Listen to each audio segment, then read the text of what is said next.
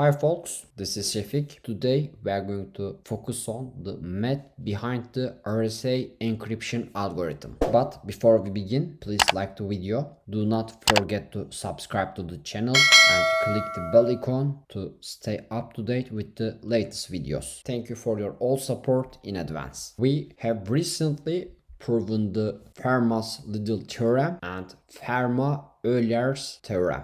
RSA encryption algorithm depends on Fermat-Euler's theorem. Let's remember what was Euler's theorem. A to the power of totient n is equal to 1 mod n, and totient n is a function counts positive integer numbers that co-prime to n. This rule is not coming from the Euler's theorem, but it's coming from the RSA encryption algorithm.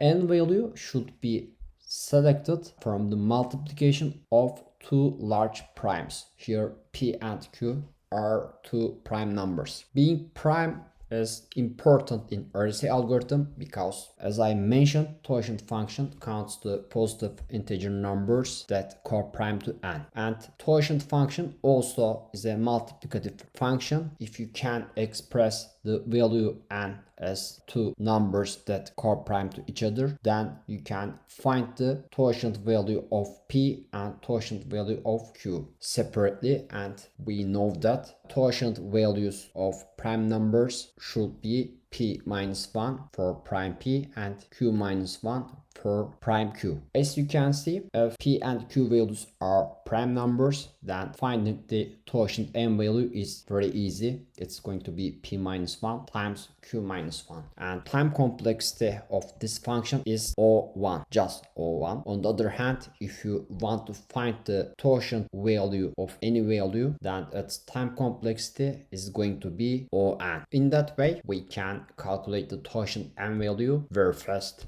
in RSA algorithm. So we firstly selected two large prime numbers P and Q, then calculate the totient n value and also the n value, because n is going to be P times Q and totient n is going to be P minus 1 times Q minus 1. Thereafter we are going to pick a random number E, and it's going to be co-prime to totient n value, and we are going to use this E value as our private key. Thereafter, we are going to calculate the value D, and it's going to be the multiplicative inverse of E for mod totient n. Here we can use extended Euclidean algorithm to find the multiplicative inverse of value D, and D is going to be our public key. So if D is the multiplicative inverse of E, thereafter E times D should be 1 mod totient n. Remember that, for example, value 3, what was its multiplicative inverse value? It's going to be 1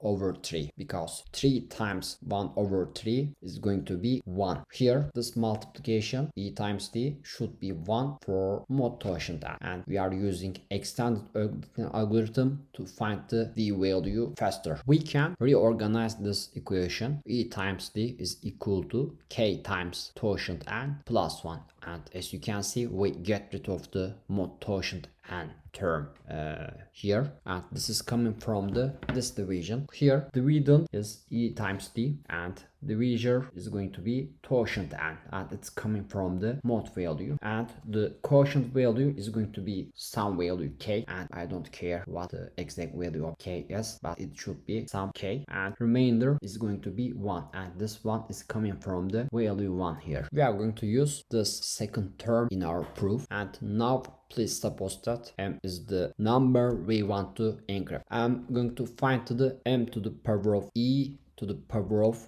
D for mod n. We can express this m to the power of E times D mod n, and remember that we can express E times D as K times totient n plus 1. Here I'm going to replace E times D to K times totient n plus 1, and thereafter I'm going to split this term as m to the power of K times totient n and times m to the power of 1 mod n, and I'm going to put to m to the power of totient n in the parentheses and copy the k value to the outside of the parentheses, and times m stays stable here. The term in the parentheses is m to the power of totient n. It's almost the same term from the Fermat-Euler's theorem. We already proven Euler's theorem in our recent video, and it has to be 1. That's why I'm going to replace the value in the parentheses to 1, and it's going to be 1 to the power of k times m mod n, and 1 to the power of any value is going to be 1. Okay, is not 0, and this term is going to be 1, and 1 times m is going to be m again. Notice that this is coming from the m to the power of e to the power of